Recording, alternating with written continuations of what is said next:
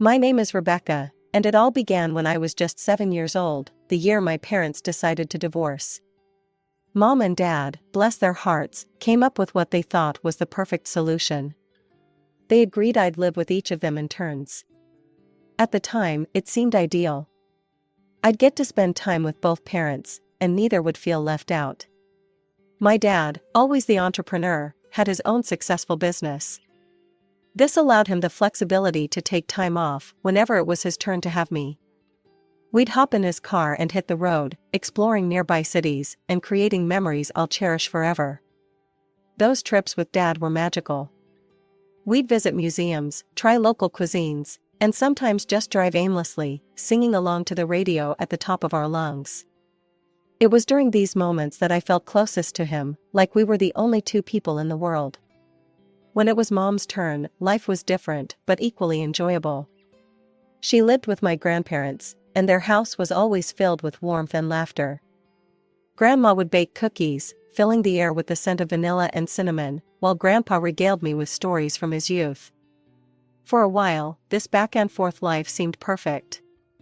I had the best of both worlds, excitement with Dad and comfort with Mom. But as with most things in life, change was inevitable. It happened when I was about 9. Dad called me one evening when I was at Mom's place. His voice was a mix of nervousness and excitement. "Becky," he said, using the nickname only he used for me, "I've got some news. I've met someone special, and we're getting married." My heart raced. A stepmom? I didn't know how to feel about that. Would she like me? Would Dad still want to go on our trips?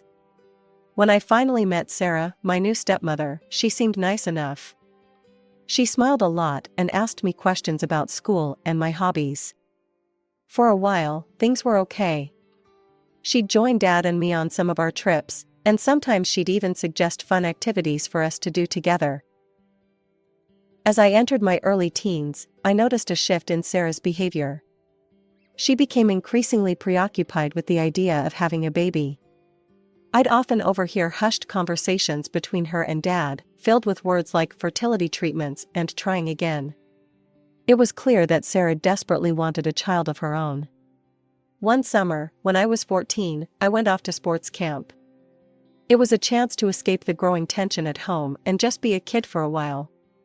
The day before I left, Sarah pulled me aside. "Rebecca," she said, her eyes gleaming with excitement, "I have some news. I'm pregnant." I was genuinely happy for her and Dad. Maybe this would make everything better, I thought. I headed off to camp, looking forward to 2 weeks of fun and freedom. When I returned home, tanned and full of camp stories, everything seemed normal at first. Sarah was still excited about the pregnancy, and Dad seemed happier than he had been in a long time. I settled back into my routine, starting school again after the summer break. It was during a routine checkup at school, about 2 weeks after I'd returned from camp, that everything changed. The school nurse frowned as she examined me. "Rebecca, have you been feeling all right lately?" she asked, concern etched on her face. "You're showing symptoms of rubella. We'll need to do some tests to confirm." I didn't think much of it at the time. I felt fine, and I had no idea what rubella even was. But when the test results came back positive, suddenly everyone around me started panicking. Dad rushed me to the doctor, his face pale with worry. It was there that I learned the severity of the situation. Rubella, while usually mild in children, could be devastating for pregnant women and their unborn babies. My heart sank as I remembered Sarah's pregnancy. The doctor immediately ordered tests for her as well. The next few days were a blur of medical appointments and tense silences at home. Then came the devastating news. Sarah had contracted rubella from me. The doctors explained the high risk of birth defects and strongly recommended terminating the pregnancy. I watched helplessly as Sarah crumbled under the weight of this information. Sarah underwent the procedure to terminate the pregnancy. When she came home from the hospital, she was a shell of her former self. She barely spoke, spending most of her time in bed. I tried to apologize, to explain that I never meant for this to happen, but she wouldn't even look at me. One day, I overheard the doctor talking to Dad in hushed tones. "I'm sorry, but it seems the complications from the procedure have affected her ability to conceive. It's unlikely she'll be able to get pregnant again." Weeks turned into months, and Sarah's grief turned into something darker. She started lashing out, mostly at me. At first, it was just cold glares and cutting remarks. "If it weren't for you, I'd be holding my baby right now," she'd mutter under her breath. I tried to make myself scarce, to give her space to heal. But it didn't seem to help. The tension in the house was unbearable. The months following Sarah's devastating loss brought a chill to our home that no amount of heating could dispel. As I approached my 15th birthday, it became painfully clear that Sarah had made a decision. If she couldn't have children of her own, she would live solely for herself. And in this new life she envisioned, there was no room for me. The change was gradual at first, almost imperceptible. But soon, it became impossible to ignore. Whenever it was time for me to stay with Mom, Dad, and Sarah would suddenly announce grand travel plans. They'd jet off to exotic locations, filling their social media with pictures of beaches, museums, and fancy restaurants. These were the very same trips Dad used to take with me. Now, I was left behind, scrolling through their photos with a mixture of envy and hurt. When it was Dad's turn to have me, life became a twisted game of don't be seen, don't be heard. Sarah insisted that I spend most of my time in my room, taking care of myself. The house rules might as well have been carved in stone. No noise. No loud talking. No active games. No loud laughter. It was as if Sarah was allergic to joy, at least any joy that came from me. Every movement I made seemed to grate on her nerves. She demanded absolute obedience, treating me more like an unwelcome houseguest than family. Unable to bear it any longer, I finally broke down and told Mom everything during my next stay with her. I spilled out all the pain, the isolation, the constant walking on eggshells. Mom's reaction was explosive. She stormed over to Dad's house, her face flushed with anger. "How dare you let that woman treat our daughter this way?" she shouted at Dad. "If this doesn't stop, I'll take you to court. You'll lose all custody rights." The next day, Dad sat me down for a serious talk. My heart leapt. Finally, he was going to stand up for me, to set things right. But as he spoke, my hope turned to ash. "Becky," he began, his voice stern, "Sarah is trying her best. She only wants what's good for you. If you keep complaining like this, making up stories, it might reach a point where I won't be able to see you anymore. Is that what you want?" I felt like I'd been slapped. Not only was Dad not defending me, he was somehow twisting this to make it my fault. Tears stung my eyes as I shook my head. "No, Dad. I don't want that." "Good," he nodded, seemingly satisfied. "Then let's not have any more of these complaints, okay?" From that day forward, I stopped voicing my grievances. I decided to become the perfect, quiet, obedient stepdaughter Sarah wanted, anything to keep my relationship with Dad. But even my best efforts weren't enough. Sarah never missed an opportunity to remind me of the crime I had committed. "If it weren't for you," she'd mutter, eyeing me with disdain, "I'd have a child of my own now." Each accusation was a dagger to my heart. I wanted to scream, to defend myself, to remind them that I was just a kid who didn't even know she was sick. But I swallowed my words, buried my pain deep inside. As I entered my late teens, my needs naturally grew.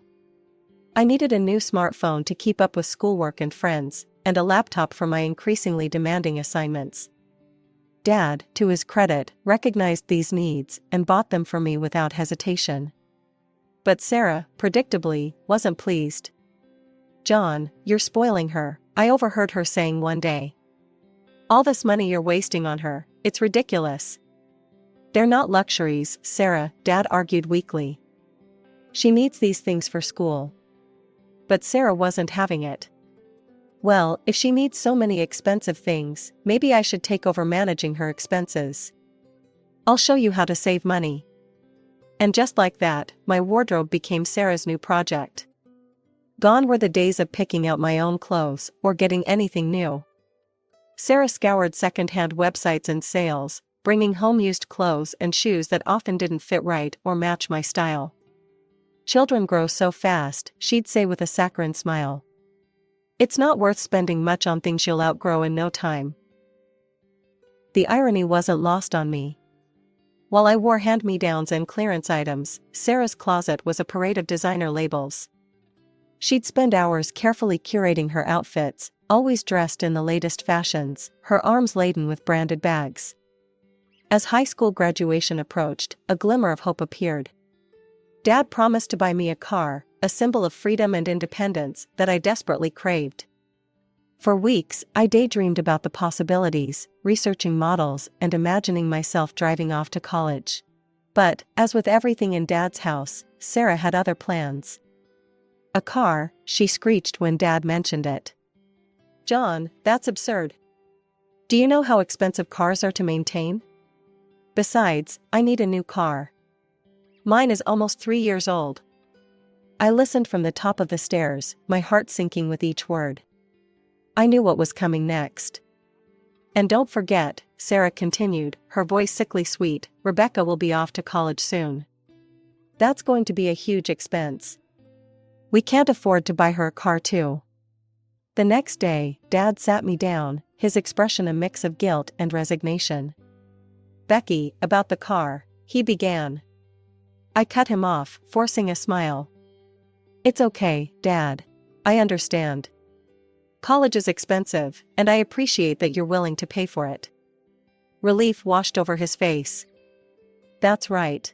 Any college you want, and we'll cover accommodation too." "That's better than a car, right?" I nodded, not trusting myself to speak. Once again, Sarah had won, and once again, I was left to swallow my disappointment. As my high school graduation approached, I threw myself into researching colleges. I wanted to find the perfect balance, a school with a strong program in my field of interest, not too far from home, but far enough to give me some independence. After weeks of careful consideration, I finally found it, a well-respected university about 2 hours away. Excited, I showed Dad the brochure, pointing out the excellent facilities and curriculum. "What do you think, Dad? It seems perfect." Before Dad could respond, Sarah snatched the brochure from my hands, her eyes widening as she saw the tuition fees. "Are you out of your mind?" she shrieked, waving the brochure in Dad's face. "This is highway robbery. We can't afford this."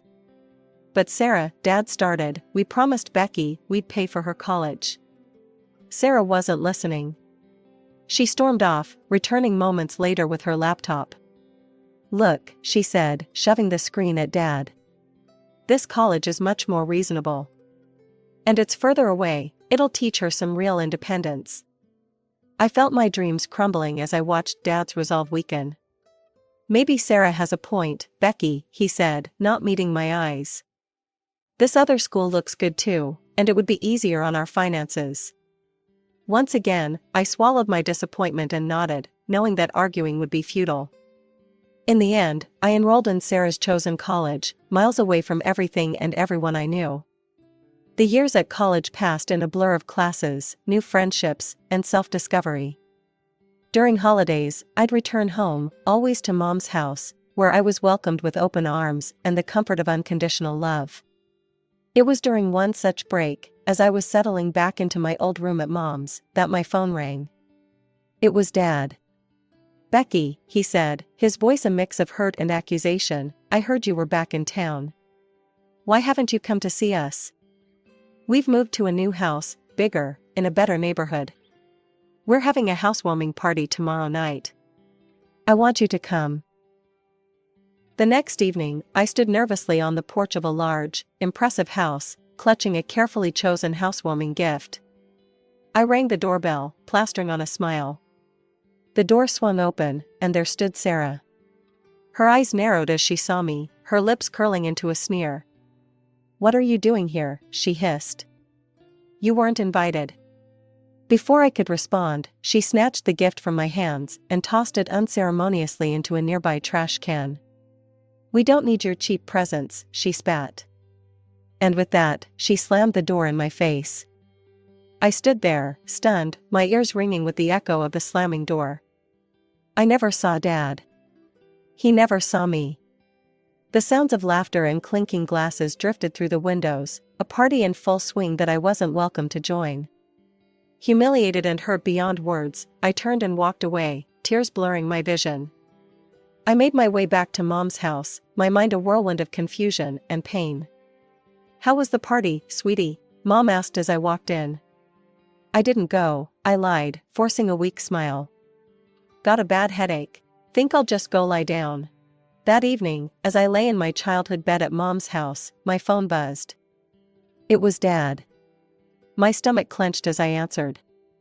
"Becky, why didn't you come to the housewarming party?" His voice was a mixture of hurt and anger. "We waited for you." I took a deep breath, deciding that it was finally time for the truth. "Dad, I did come."